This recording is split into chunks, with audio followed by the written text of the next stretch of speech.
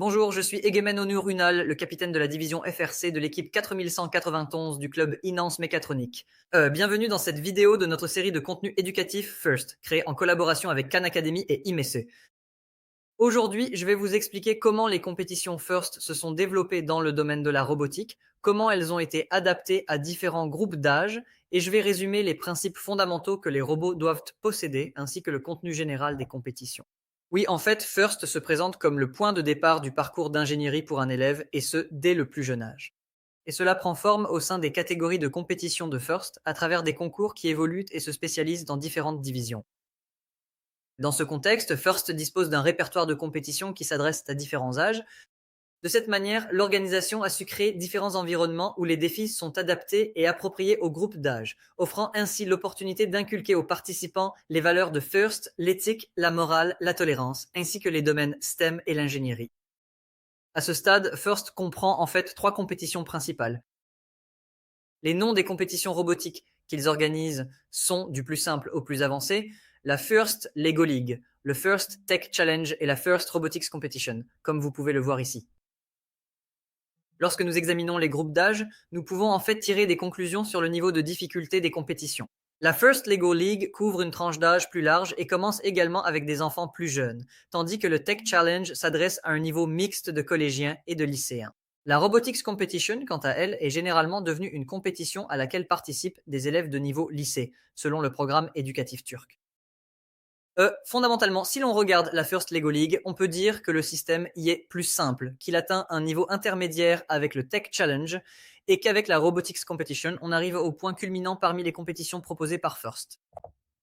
À ce stade, moi, j'aimerais commencer par la First Lego League. La First Lego League est en fait la toute première étape où un élève découvre le domaine de la robotique et de l'ingénierie. Parce qu'ici, le but visé par First est en fait que les élèves assemblent des systèmes modulaires pour créer un robot mécanique doté d'une structure logique et qu'ils comprennent un peu mieux les systèmes algorithmiques.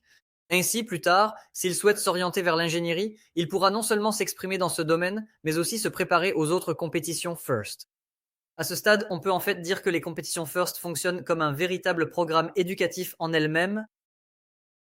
Maintenant, comme son nom l'indique, la Lego League est une compétition basée sur les Lego, créée en collaboration avec Lego, où l'on intègre des capteurs, des moteurs et des mécanismes. D'un autre côté, pour la partie logicielle, on utilise également des codes en bloc. On peut dire que c'est un système important, car il permet aux individus, dès l'âge de 4 ans, de s'adapter facilement au système et de développer leurs compétences en résolution d'algorithmes et de problèmes.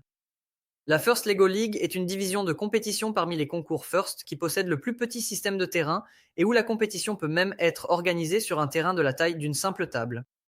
Qu'il s'agisse des lignes présentes sur ce terrain, des objets qui doivent être déplacés ou manipulés différemment, ou encore des éléments logistiques à transporter, la table est divisée en différentes sections où les robots sont chargés d'accomplir diverses missions. Et dans la First Lego League, ce qui distingue réellement les robots les uns des autres, c'est entièrement leur capacité à accomplir ces missions, l'adaptation des jeunes élèves au travail d'équipe, ainsi que le niveau de créativité des robots. Lorsque nous examinons la structure générale des robots FLL, nous pouvons également constater qu'ils sont conçus de manière simple et possèdent des mécanismes de mission clairs. Comme mentionné, nous voyons que les pièces utilisées sont celles appartenant à Lego, c'est-à-dire des pièces produites en collaboration avec Lego, ainsi que des moteurs et des capteurs. Nous savons qu'ils remplissent principalement des missions logistiques et de suivi de ligne, à travers des jeux conçus autour de différents domaines thématiques et des problèmes mondiaux. Et à ce stade, pour les robots FLL, on constate que l'algorithme leur a été enseigné à l'avance, c'est-à-dire qu'ils sont chargés d'exécuter le code écrit en bloc et qu'ils ne sont pas contrôlés sur le terrain en dehors de cela. En ce qui concerne la FLL, ce sont en fait les points que j'avais à mentionner. Lorsque nous arrivons au First Tech Challenge, à ce stade, la compétition devient en réalité un peu plus adaptée à la créativité. Parce que, comparé à la FLL, la FTC propose une gamme de pièces beaucoup plus large. À ce stade, les robots sont composés de pièces métalliques et mécaniques. Lorsqu'on regarde la structure du robot, on constate également qu'il est plus grand en taille que les robots FLL. À ce stade, la FTC présente bien sûr une autre différence. Cette fois, un système logiciel basé sur Java entre en jeu. Mais à ce stade, on constate que dans le système logiciel proposé par First, il est possible d'intégrer à la fois Java et l'application basée sur des blocs, c'est-à-dire que les élèves peuvent en fait écrire un code en mode bloc et voir son équivalent en Java, ou bien s'ils ne souhaitent pas travailler avec Java, continuer à utiliser les blocs. On peut donc dire que cela constitue en fait un mécanisme pédagogique important dans la compétition pour initier les élèves au langage de programmation textuelle que nous utilisons aujourd'hui, c'est-à-dire au niveau du lycée. Quand on regarde la taille du terrain, il est un peu plus grand. Si vous faites du VEX, eh bien la taille du terrain ressemble en moyenne un peu plus à celle du terrain FTC. C'est un terrain de taille moyenne, et on peut voir qu'il y a des tâches un peu plus complexes par rapport à la FLL. Les éléments de jeu que nous appelons Game Piece sont un peu plus grands et nous nous retrouvons avec un terrain qui a été adapté aux robots. Sur ces robots FTC, la conception mécanique et la puissance de contrôle sont également mises en avant, et le terrain du First Tech Challenge est généralement un terrain où des robots contrôlés individuellement par des personnes s'affrontent.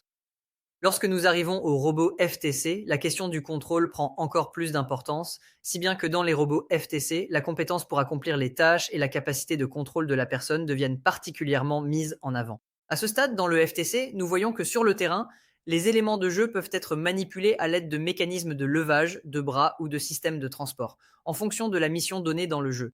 Ici, nous voyons également que des systèmes tels que les encodeurs et les capteurs, dont nous verrons l'intégration dans les robots de manière plus détaillée dans le FRC un peu plus tard, sont déjà présents. Bien sûr, avec l'autonomie et le contrôle par le conducteur, nous constatons également, comme dans le FRC, que ces deux modes sont combinés et intégrés dans les compétitions. Oui, lorsque nous regardons la division First Robotics Competition, c'est la division de compétition dans laquelle nous, en tant que 4191, concourons aujourd'hui. C'est pourquoi, en tant que membre de l'équipe, nous sommes un peu plus familiers avec ce concept de compétition. En termes de robotique, nous voyons des robots industriels plus grands et plus puissants. À ce stade, nous parlons de robots qui sont 2,5 fois plus grands que les robots de la First Tech Challenge. D'autre part, pour assurer la protection, un système appelé Bumper est utilisé sur les robots FRC. Parce qu'en réalité, la compétition dans le FRC se déroule à très grande vitesse et les caractéristiques autonomes des robots ainsi que leurs autres fonctionnalités déterminent en grande partie leur succès dans la compétition à ce stade, car ce sont les systèmes qui montrent le plus clairement l'intégration des capteurs et des logiciels. En parlant de logiciels, les robots de la First Robotics Competition utilisent un système basé sur le langage Java et des bibliothèques prédéfinies. Et avec cela, le système logiciel contrôle un mécanisme de communication entre les robots, qui est créé en calibrant entre eux les systèmes logiciels pris en charge par First, tels que les moteurs, capteurs ou systèmes d'encodeurs, pris en charge par First. À ce stade, dans la First Robotics Competition, la section d'escalade, que vous pouvez voir sur l'image tout à droite, est l'une des parties qui rapporte le plus de points dans la compétition. Et presque depuis que j'ai commencé, l'escalade est présente dans toutes les compétitions. À ce stade, les stratégies possibles en matière d'escalade, la calibration interne du robot, la coordination de l'équipe pendant la compétition, d'autant plus que chaque robot est contrôlé par 2 pilotes, ce qui rend la communication entre eux essentielle, ainsi que l'intégration d'un système où les aspects logiciels et mécaniques sont adaptés aux pilotes deviennent des éléments particulièrement importants dans la division FRC de la compétition. Lorsque nous examinons les caractéristiques générales des robots FRC, vous voyez ici également un robot que l'équipe 40 et un 91 a construit par le passé. Par rapport à FTC et FLL, on constate la présence de systèmes mécaniques nettement plus complexes. À ce stade, on peut dire que, contrairement aux autres, le système modulaire, organisé en différents modules, est en fait intégré de manière composite dans un robot conformément aux principes de l'ingénierie. Nous voyons qu'ils peuvent être sensibles à plusieurs tâches à la fois. Par exemple, comme vous pouvez le voir sur le robot ici, il doit non seulement utiliser un objet qu'il ramasse au sol, mais aussi le transférer vers le haut à l'aide d'un système d'ascenseur, et enfin le déposer dans un autre élément de terrain du système, tout cela au sein d'un même robot. C'est un système que l'on retrouve à des degrés un peu plus simplifiés dans la FLL et la FTC, et tout particulièrement à son niveau le plus basique dans la FLL.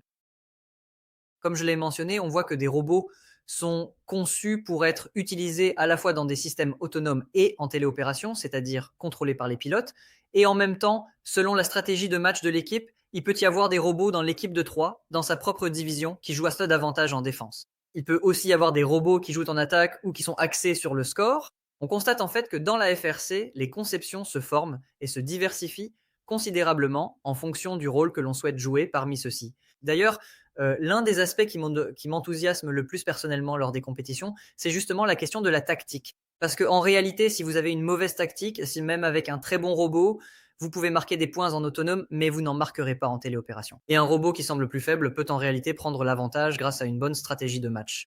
Et les éléments stratégiques, en particulier les third picks, c'est-à-dire les joueurs que les équipes choisissent en dernier, se distinguent car ils se concentrent sur l'apport de points à leur équipe. On constate que ces systèmes sont particulièrement mis en avant lors des matchs finaux, dans le cadre des sélections. Oui, c'est à peu près tout ce que j'avais à dire sur la partie concernant la vision. Alors, qu'est-ce qui nous attend concernant le robot dans les prochains cours? Eh bien, avec mon ami Alp, qui est le capitaine de l'équipe IMC, nous allons parler un peu plus en détail des caractéristiques générales des équipes FLL, FTC et des divisions FRC, des éléments de base que les robots peuvent avoir, des systèmes modulaires, ainsi que des concepts de compétition développés lors des précédentes compétitions. Eh bien, si c'est votre premier voyage avec First Tech, je vous souhaite bonne chance, et si vous continuez, je vous souhaite que vos succès perdurent. Vous pouvez nous contacter pour toute question. Nous accueillons vos suggestions avec plaisir. Vous pouvez également accéder à notre section contact à partir d'ici. Eh bien, les numéros de contact de Beryl, Aïché Saré et Emre Akif de notre département PR se trouvent également ici. Oui, je vous remercie beaucoup d'avoir assisté à ce cours avec moi.